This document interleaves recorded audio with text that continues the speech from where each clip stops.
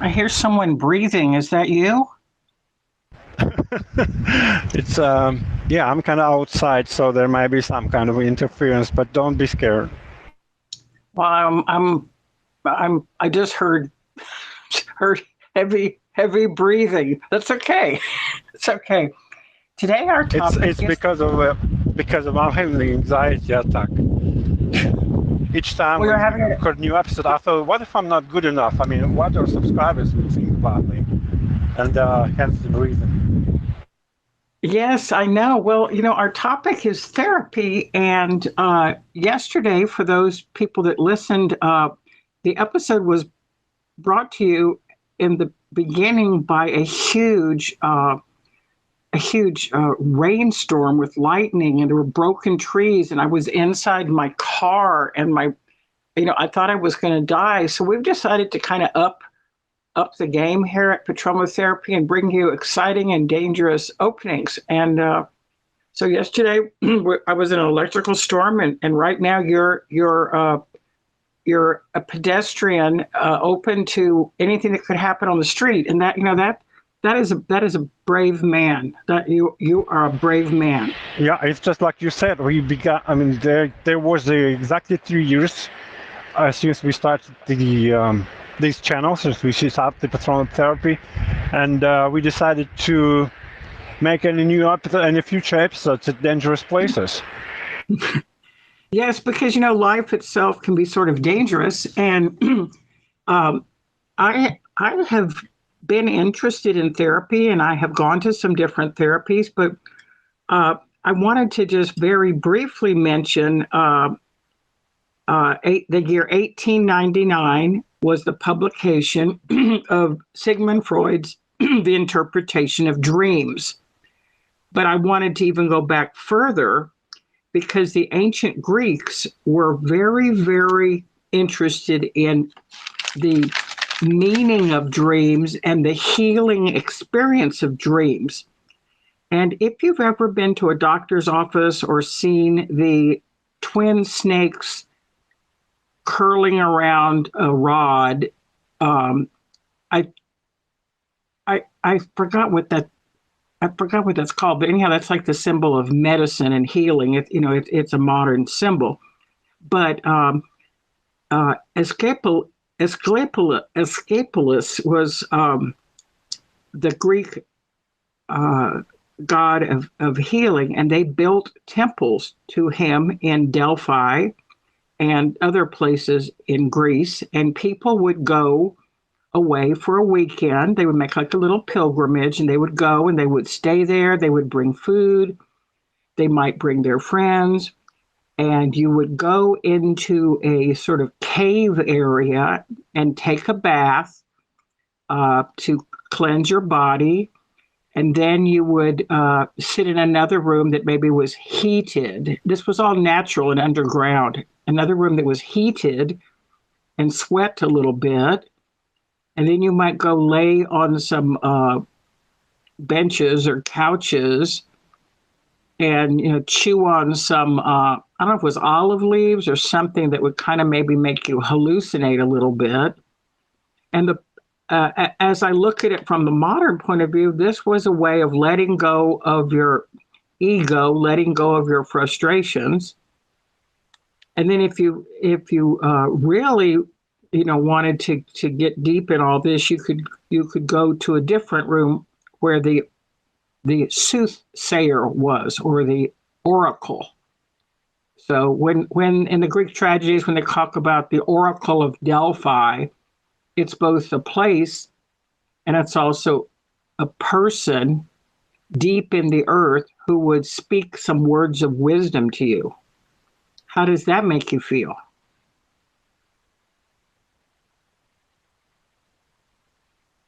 Well, the thing you've just described reminded me of a Russian bathhouse for no apparent reason.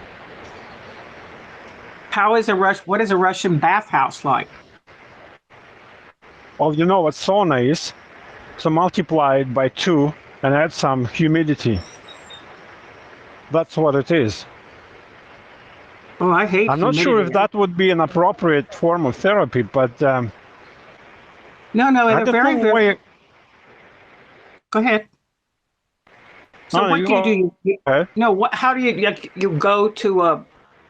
Is it like connected to a whorehouse, or it's like a bathhouse, or like what? Yeah, it's How basically a wooden hut, a wooden hut? wooden hut, and there is stove.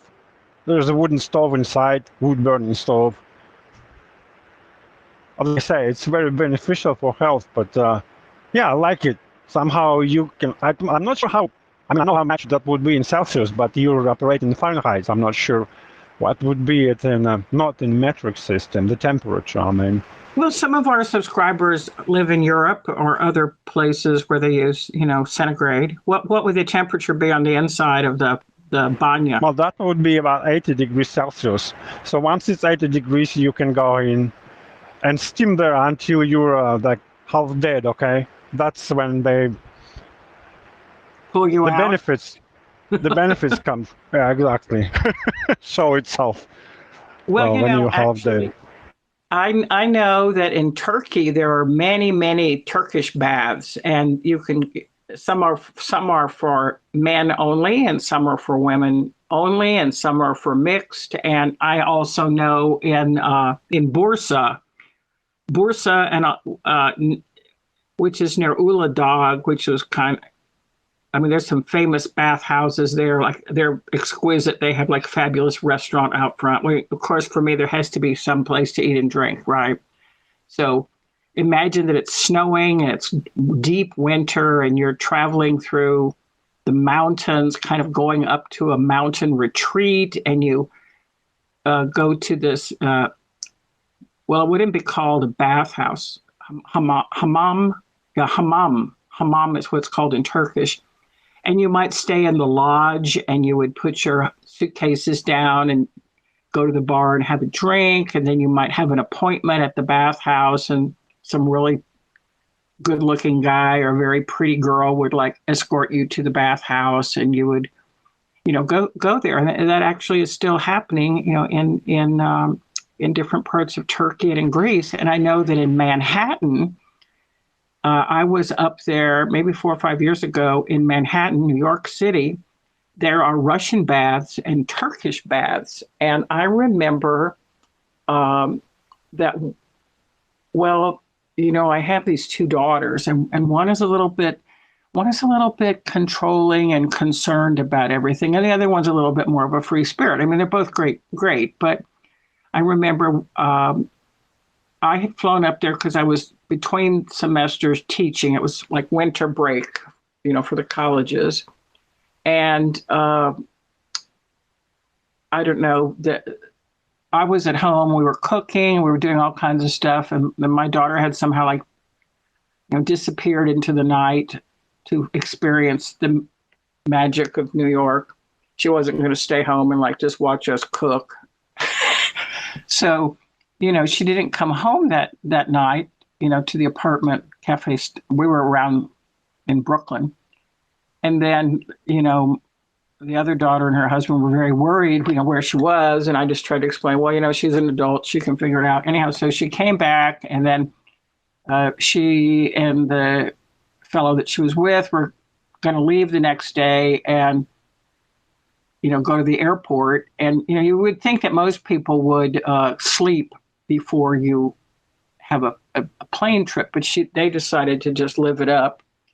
Who knows what they did? But after my son-in-law drove them to the airport, he came back and he noticed on the refrigerator there was a little envelope. And they opened up the envelope and it just said, "Merry Christmas." And on the inside of it were 2 tickets to a Russian bathhouse in Manhattan. And, well, I mean, the house wasn't in Manhattan. It was like in some kind of scary part of New York City.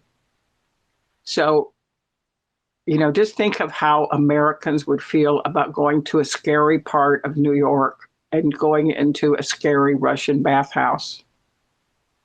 Well, I have no such experience, but I'm not sure what you mean by scary. I mean, I understand some kind of decapitated part of a city, but speaking of bathhouse itself, I would say that many different cultures have their own type of saunas or banyas, because we call our bathhouses banya, B-A-N-Y-A. Yeah, in Russian it sounds like banya. I mean, the Yeah, bathhouses all over Russia, Turkey, of course, Sweden and Finland. Somehow these four are like leading the industry. But 'cause it's all like about cold. extremes too. Yeah, because you said the other day you're either deeply disappointed or extremely happy. There is no middle ground. So the same applies to bathhouse. It's about extremes. You get very hot, then take a nice cold shower, then get very cold Right. again. It's schizophrenia of a kind. Well, or you could call it like bipolar, like switching between two poles. Either you're very up and happy, or I just know that in therapy, usually a person would go into a therapist's office with some problems, and the goal of therapy would to come out and feel a little bit lighter, feel a little bit better. So you could go and talk to a counselor or to a priest or to a rabbi or to a guru or to a life coach. You could go in and you would hope that when you come out, you would feel better. But and that feeling of feeling better lasts for about an hour and a half. And then your life starts back up again and you think, I need another appointment with my therapist. But in Dallas, they also have places, very nice, swanky places to go get a massage, and they put hot stones on your back. And they also have aroma therapy. You can choose if you want citrus or eucalyptus, or if you want coffee, or if you want, these are scents, SENTS, that are piped into the room. So just imagine laying on a marble table that has a towel on it, and there's an amazing woman with very strong hands, and she's pushing her heels of her hands into your back and pushing the skin up. And then you've decided to pay extra for her to like put hot stones on your back. When you're in this room with this woman, there are a lot of things that you are thinking, and just thinking these things makes you feel better. But massage therapy is very popular. Aromatherapy is popular. Talking therapy is popular. And somehow I think that changing the physical sensations of your body, like making it really, really hot, being in a steam room, or going into an icy area, I guess that kind of breaks the negative thoughts up. I don't really know.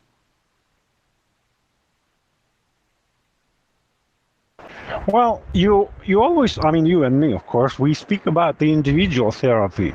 And I was just thinking that, what about the couple therapy? I've never been in one. And if I am told to go and visit to do the couple therapy, I wouldn't be in a rush to do that. Somehow, I don't know, for no apparent reason, I'm not ready to open up myself in front of some therapist I don't know, or I've never known before. That's your resistance to improving your relationship. So there's different words. Relationship is pardon my language, but it's a vaginal word. No, what I'm saying, seriously, it's more about, okay. No, you're saying couples therapy. So I assume that there is a couple that you're in. So it could be a wife, could be a girlfriend, could be a girl and her guy friend, or a fiance, or people thinking of getting divorced. Couples sometimes seek counseling, and their hope is maybe to save the marriage, maybe to save the relationship, maybe to explain to the person why they have to get a divorce. They just want somebody else to, verify how ridiculous this relationship is. But, in several episodes back, we have an episode called Drop and Roll, which is kind of a short story that's taking place in series. And there's a man talking and there's a woman talking, and the man's in a cell and the woman's observing and they're taking notes. So, but there's a part, we haven't really read that to the audience yet, but there's a part where, the woman is saying that, there's just so many things that happen, so many things can go wrong, something's wrong with your car, your marriage, a missed train, a failed business deal. So all these events of life stress out a relationship. And that might be why you don't want to go to couples therapy, because you don't want to talk about it in front of a stranger. But, you know, in the United States, you pay the stranger. You're paying for them to listen to you talk about your business, your personal life. You pay for it. Is there any way they pay me? I think it's called our subscribers can make a contribution. We're going to start monetizing our channel. Do you want to know No, the details of my credit cards, bank details you're and stuff? No, I'm kidding, of course. It's just interesting that someone's, I mean, you're paying for basically for speaking about your own life and your own problems. It's a service. You Um, take your car in, like you wouldn't just try to fix your own car. That'd be stupid. It's much more efficient to pay an expert to do it. So the way Americans, or the way like Texans and Americans look at therapy is something's wrong that could maybe be better. So when your car isn't completely broken, you go and take it in for a tune-up or an oil change or check the fluids or, you know, do something with my air conditioner. So even if your car isn't completely broken, you still take it in for minor repairs. So if you would think about relationship, whether it's marriage or you know, a boyfriend girlfriend thing, or some couples are thinking of getting married, I know that in the Catholic Church, there's marriage counseling pre. I know you've heard the word premarital sex, but premarital counseling, you are required, if you're going to get married in the church, to go to like 4 sessions on counseling, and you go there. You go there with your partner, your fiance, and it could be an overnight, it could be a one-day workshop, it could be 4 Saturdays in a row, and you talk about finances, and you talk about children, and you talk about in-laws. So what you do in this counseling before you get married is you start to deal with the problems you're going to have, because, you know, when you're engaged and when you're dating, it's all great. Like, this is going to be great. I'm going to live with this person forever. Like, this is so amazing. And then when you get married, you realize that it involves money, and it involves in-laws, and it involves children, and it involves moving, and you know, life is actually full of problems. Are you feeling bad? no, I'm thinking if I am becoming more of a misogynist, or maybe I'm just being honest, or maybe honest man. I mean, these days. I'm not sure if you can say anything that can be considered misogynistic, right? Is that how you pronounce that?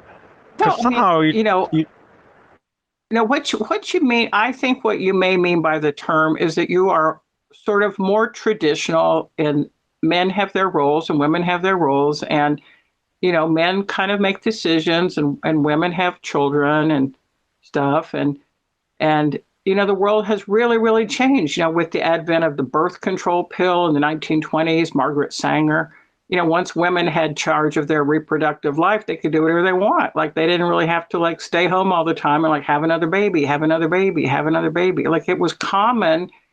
Like my grandmother, which would be 2 generations ago, only had 2 children, but it was common 2 generations ago in Texas, you know, for a woman to have 13 children, or, you know, a woman to die in childbirth, or, you know, 13 children. Like, I had 2, and that about drove me crazy. I mean, it's by crazy, I mean, it's a lot of work to have kids. And when you say that you're a misogynist, you know, maybe you're just a man. How does that feel? I'm just a man. Just repeat after me. I'm just a man. well, you sound like you're a therapist, but also we're not facing each other, right, in one room or on a couch and somewhere. We are sort of a long distance. Our therapy is sort of a long distance one, online therapy services. Shall we say that?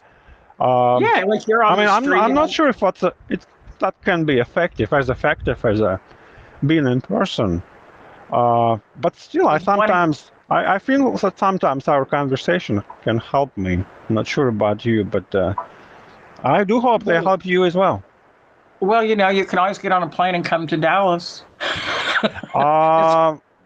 Yeah, but somehow I told you before, I'm kind of shutting. I'm not even willing to travel to St. Petersburg, for instance, which is a shocker to somebody who's always wanted to visit it, and I'm just have all the opportunities and not using. I don't know. Maybe that's my No, fault. no, I mean, I agree. During the pandemic, when all of Dallas was shut down, Holy Trinity is my parish, and I did some classes there. Teach a few little classes, and I would go there to talk to the priest about my spiritual life. And after Father Don left, I continued my therapy with Miss Elia, who's the therapist there. But for 2 years, 18 months, you couldn't go into the office, and nobody was in the office. So the therapy was on the phone, just like this. So she would be sitting in her townhouse on the phone. She would make the appointment. I'd be sitting at my place on the phone.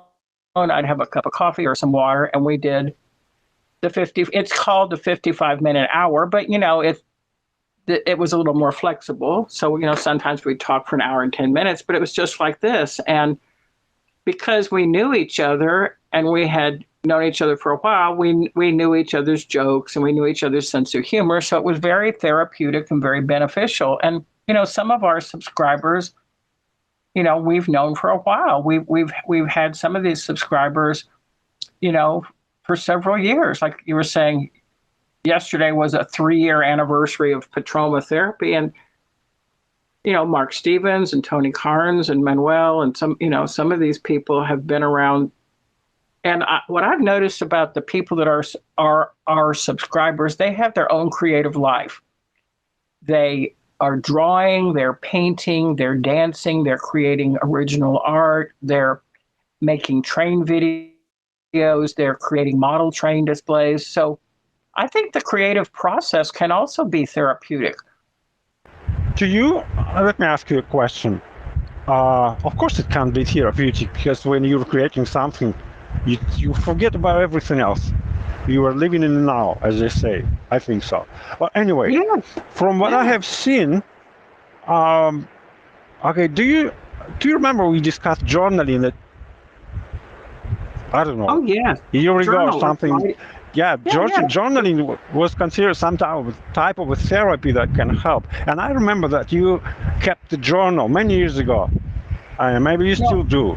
So maybe it's good to let things out on paper because you can work through what's troubling you anytime. I promise you that I will write down my problems as well, but I broke my promise. You lied to Yeah. me. No.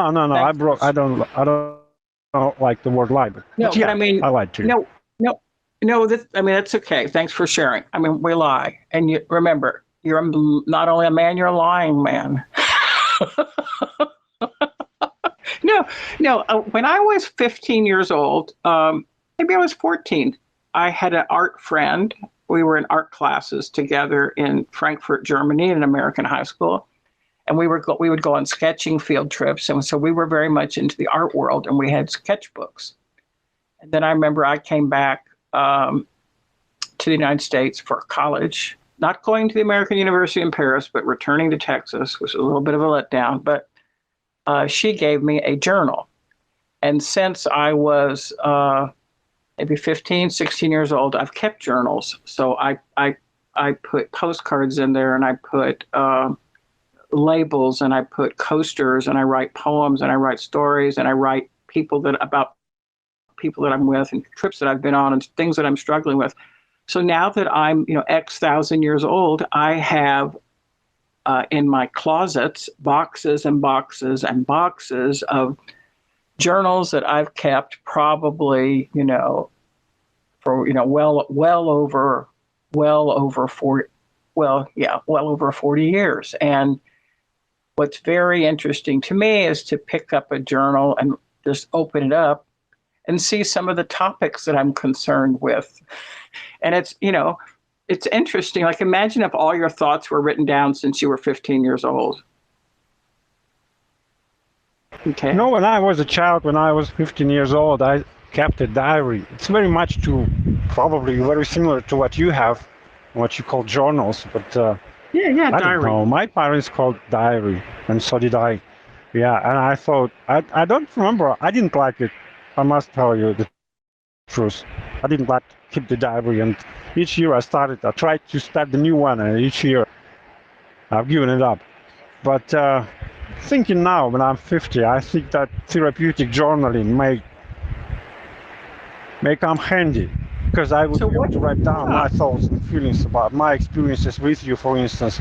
My only concern is that the session is supposed to be private or confidential. I mean, there's probably some kind of an ethic and stuff. But me and you, we just put it on display. We Right, just right. publish it wherever possible. That's Well, what yeah, distinguishes us. yeah. No It's ethics, online. no ethics, no code of ethics, nothing. That No, I don't it's know, how actually weird very. that sounds. It's actually very good. And you know, I have wondered about writing different things because I think, well, you know, when I die, I'm always thinking about when I die.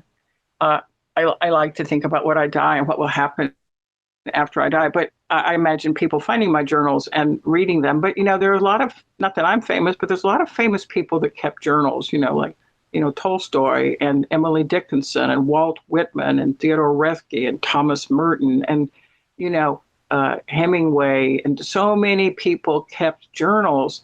And the word jour, Jour, means day in French. So journal, it came into the English journal or diary is the same thing. And sometimes, you know, the journal is the daily life. Like, I need to go buy this, I want to go do that, like a little to do list. But sometimes it's more thematic. Like, I could put on some piano music, and the background and just write, like, what am I working on right now? What are the deep themes of my life? So, like, right now is, I have some concerns that I'm journaling about, and then I might get some colored pencils and just unconsciously choose some colors to color around on that page. So maybe I would choose turquoise and a darker blue and a little bit of orange. And so when I go back and look at my journals, they are not only words, but there's some colors and there's some pictures. And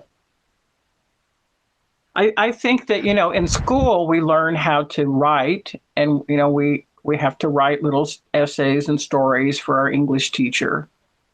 But yeah, I think that journaling is really, really great because who are you talking to in the journal?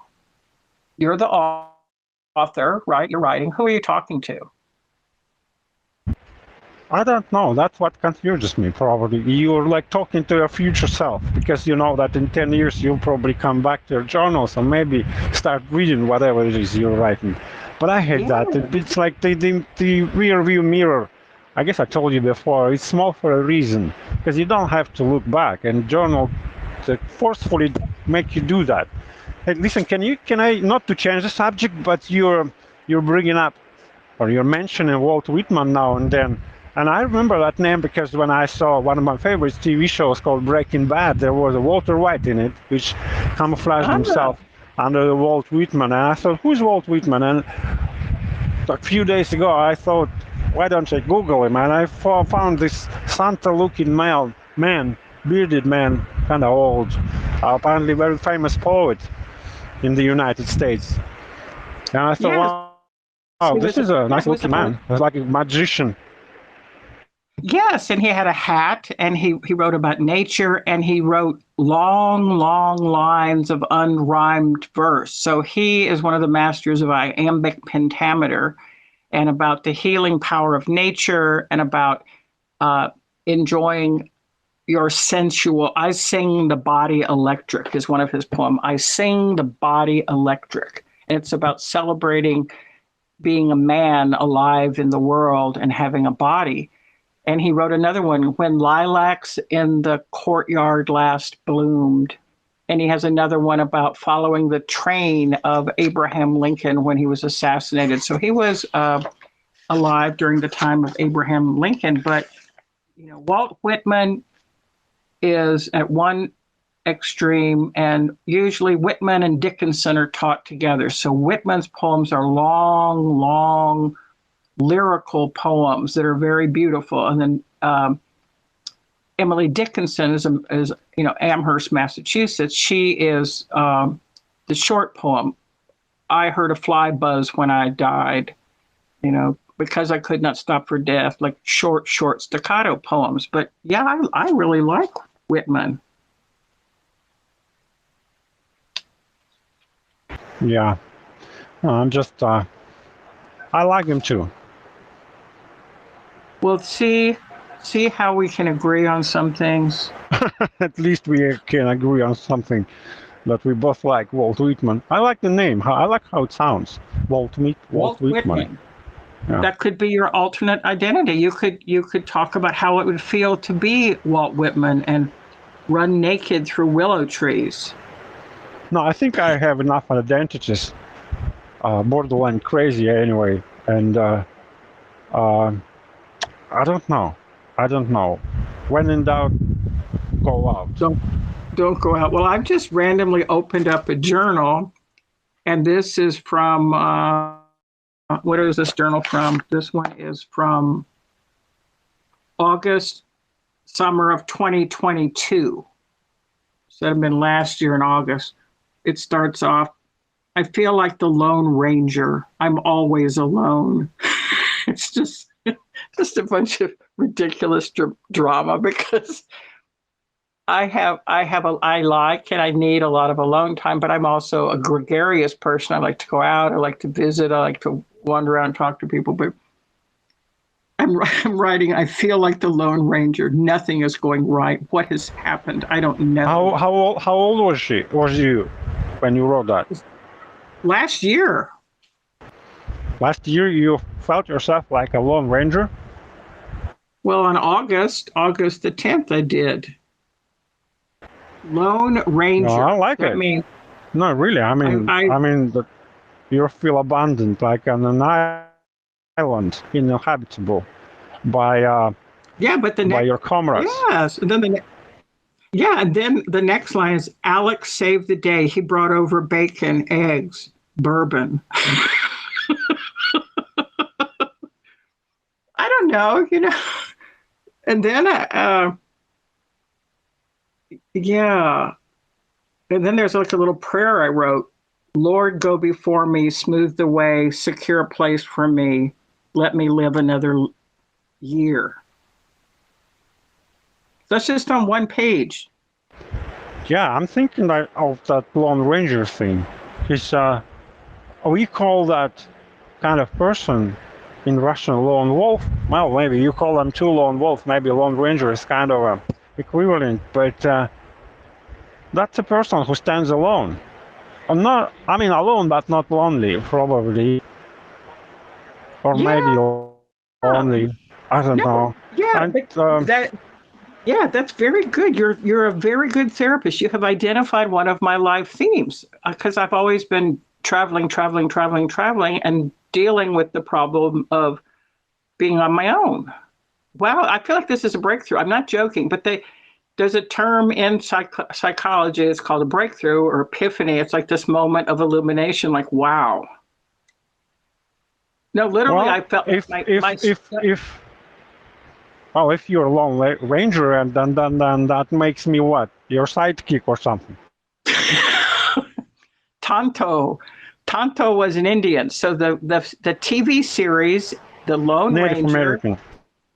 Well, no, this is a TV series from back in the day. It was a black and white series, and he rode a white horse, and he had a black mask, and he had a hat.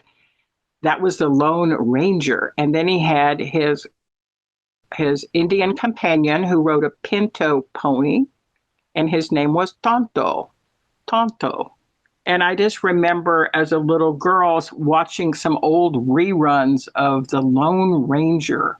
I also like Zorro, the dude in the black cape with his sword, going around like climbing up walls and going into women's bedrooms and like attacking people with his sword. So these could be projections of my animus. Animus is what Jung would call the inner masculinity of a woman. I'm actually want to climb up walls and ride horses and stab people. Well, maybe you should not have any Maker's Mark today more. Yeah, no, that's very good. That's a very good. I actually noticed, I'm sitting here and I'm just talking. And when you said that maybe you're a lone wolf, I actually, like, when you're talking, sometimes you clench your teeth or you clench your stomach muscles. I just noticed my stomach muscles relaxing, which means that my body recognized the truth of that statement. So there's this therapist called Ron Perls, Perls. I think he was out of California, maybe like in the 60s or the 70s. And he has a therapy called Gestalt therapy. And he said that the body should also be involved in therapy. So, well, how is it on the street? Are you feeling calm? I'm feeling a little bit better because I can speak louder, not being afraid of all those eyewitnesses and stuff. But then again, they're doing some kind of oil or something. They're drilling oil here in the middle of the city. I don't know what they're doing. It's freaking dusty and it's like a war zone. And the noise, I'm not sure if you can hear it, but the noise bugs me. But anyway, I feel a little bit. I like it more than a conference room. Maybe we should have all our calls, business calls, outside the building, because that way we'll be able to express your feelings more freely. Expose yourself more freely. Remember that whole management goes out of the building and exposes themselves to the sun. I just flipped the page of the journal, and here is a picture. It's an old picture of my father wearing a bolero hat and a vest, and he's with his second wife, and they've just returned from living in Spain, and we're drinking beer. It's a picture of me sitting on the couch with one of my sisters, and so here's a picture of my father. He's also a lone wolf. Do you want to use it as a thumbnail for this episode? And we're going to call it what? Therapy? Lone Ranger. Lone Ranger? Therapy. I don't know. I mean, doesn't really matter how we call it. We can call it whatever way we want. No. Yeah, we can call it therapy because it's obviously a family that's sitting together.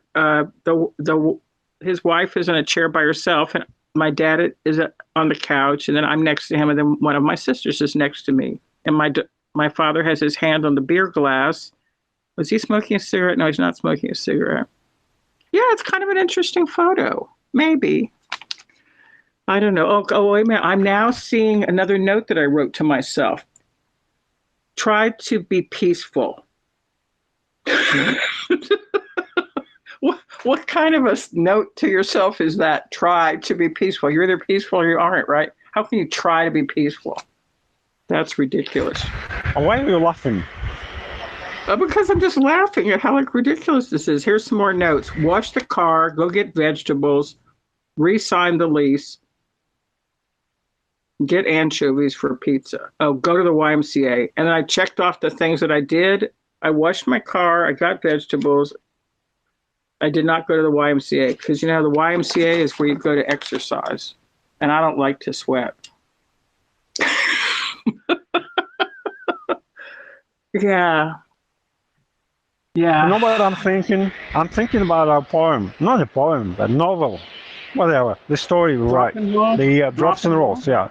Yeah, because I thought you wrote to yourself, and I thought you write to yourself in the future. And then I thought you write for yourself. And if you write for yourself, that means what? And I thought, well, that means you then have to force yourself, because sometimes you say, well, I've completed my chapter, it's your turn, and I have to force myself. But if I don't force myself, I write for myself, right? I won't compromise myself, because my artistic vision, or I don't know, on this story you write And I'm not afraid that it won't be popular, because I'm just writing for the sake of writing. Yeah, I'm writing the Yes. story because I want to write it, and it's worthwhile Yes. even if no one else wants to read it except you. See Yes. how many Yes. words I know. Maybe I Yeah, should no, write it's them good. down. No, it's good. Like we were kind of taking turns back and forth, but sometimes I just feel like writing, so I just wrote a little bit more. Like I think in the story right now, it has switched from the scene of the, we don't know if it's a prison or a mental hospital, but they're now in a car and he's driving, and they're driving across Death Valley, and they're kind of headed towards, I don't know, maybe Albuquerque, somewhere in New Mexico. And there are these signs along the road. And, you know, she's sitting there. She has her scarf on, a scarf that's trailing in the wind. He's got some music on, and he's like drumming on the driving wheel, the wheel with his thumbs. And then she takes a paper cup and throws it out the window. And he says, "Don't litter." And then she gives him kind of an evil stare. And then she looks out into the landscape, and it's cactus. And then somehow, this is actually something that I saw driving out to, I think I was driving to Las Vegas. I was driving to Las Vegas, yeah, when this happened.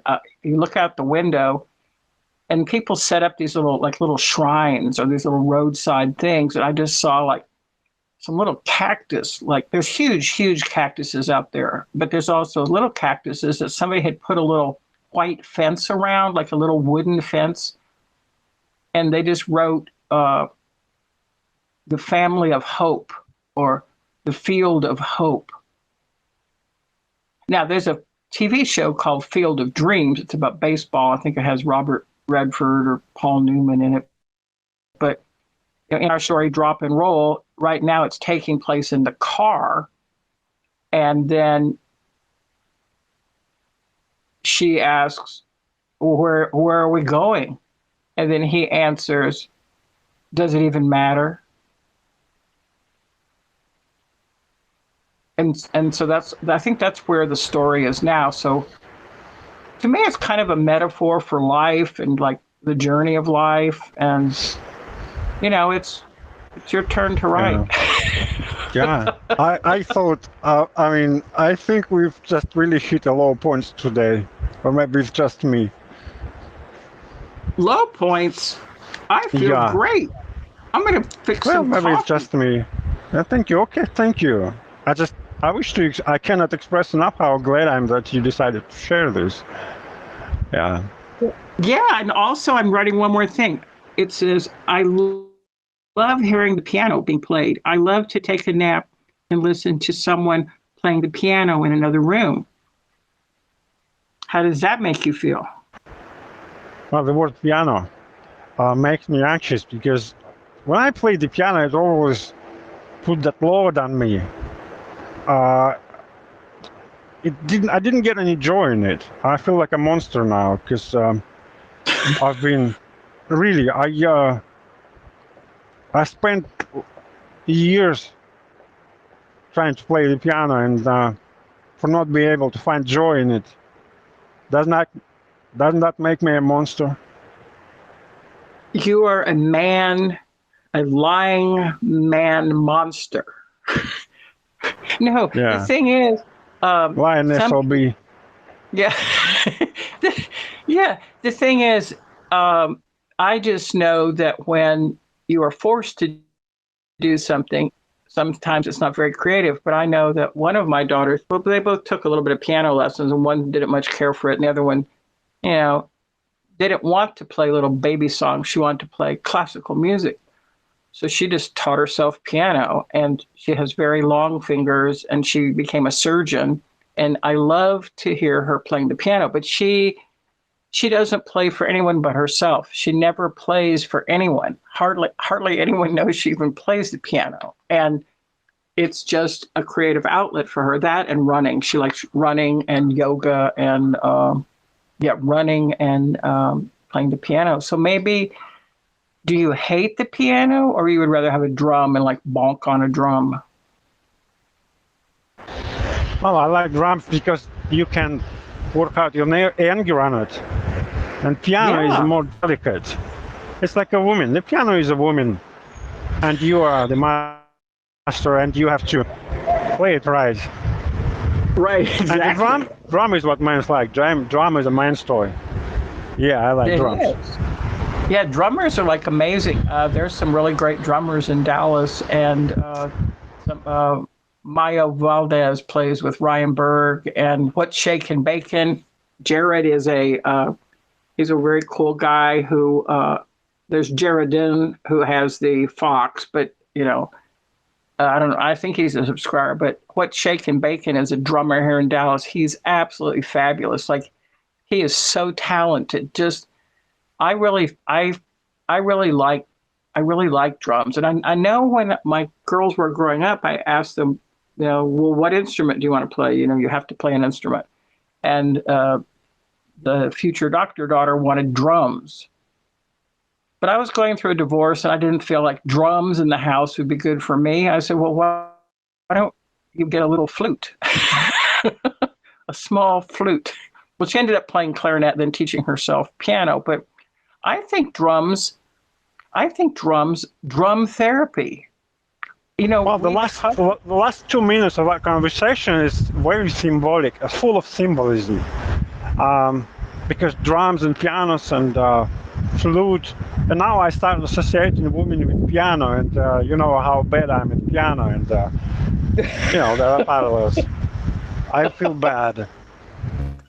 Well, that's why you're in therapy. And I have mentioned this before. I knew that I played a guitar when I was young, and I found that I always knew I played an acoustic guitar, and I used to collect electric guitars, and I love guitars, and I love fingers on guitars. I like fingers. Anyhow, I looked at this old picture that I found because I'm flipping through old pictures trying to give them away or like mail them off to people so I don't die with 1,000 pictures around me. Anyhow, I found this picture. I was living in Germany, and it was Christmas time, and my parents, we had a lot of cool little fun gifts, but we had the gift, which was the big gift. So usually my brothers would get a bicycle, and the little girls would get some doll stuff. I remember my sister and I, we were the oldest, we got guitars, and we're sitting in the living room where I used to sit with my father drinking. He would drink coffee. I'm playing a 12-string guitar. I got a 12-string. And then my sister had a 6-string. So that means I used to know how to play a 12-string. Yeah, I hear you. Hey, I think I'm gonna hang up now because I think they just may need me upstairs, if you know what I mean, because I'm a kind of a prisoner here. Yes. It's a prisoner of your corporate slavery. Corporate slavery, I think. The slavery is abandoned. Like it has been abandoned since 200. Yes. For 200 years, but mine, I think 10 years a slave. Yes. Well, thanks for sharing. Are you feeling good? Because I feel great. I don't want to. Really good. That's the most important thing. I'm gonna get my hot cup of coffee. I was drinking water, and I'm gonna have some bourbon in my coffee because it's 8:30 in the morning. Yeah, don't let your animus. What's the word? The animus. Masculine in animus. Yeah, don't let the animus take over. You. It's all over. It's good. No. I mean, I was going to go out last night because I love this one musician, Texas Slim, and my friend David Anton and his girlfriend. We were going to go there, but we decided not to. We decided to stay home. But he has a great little song called "Come Have Coffee with Me." So, adios to our subscribers, and we're out of here.